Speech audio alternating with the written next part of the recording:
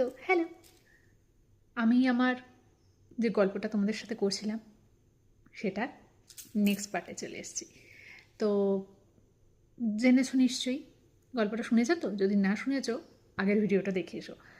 তো তখন বলছে যে কিছু তো চাইতেই হবে। বলছে আমি তো সবই পেয়ে গেছি, আমি বৈকুণ্ঠ লোকে বসে শ্রীকৃষ্ণ বা আমাদের কানহাজি যখন আমার মনের ইচ্ছা বুঝতে পেরেছে, তখন এর থেকে আর আমি বড় কি চাইতে পারি? এটাই তো সব থেকে বড় আমি জিনিস পেয়ে গেছি। তখন বলছে না, তোমাকে কিছু না কিছু তো একটা আমি দেবই, কারণ এটা আমাদের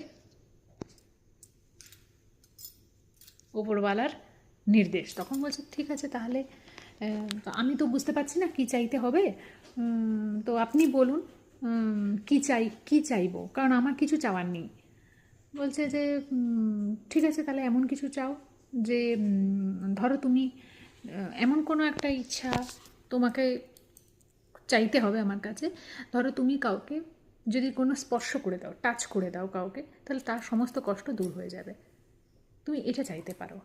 তখন বলছে, তখন ওই সাধক বা ভক্ত যে ছিলেন, যার কাছে এসেছেন আর কি, তো বলছে না আমি এটা চাইতে পারবো না। বলছে কেন? এটা চাওয়াতে অন্যায় কি? না আমি এটা চাইতে পারবো না। কেন? কারণটা তো বলতে হবে।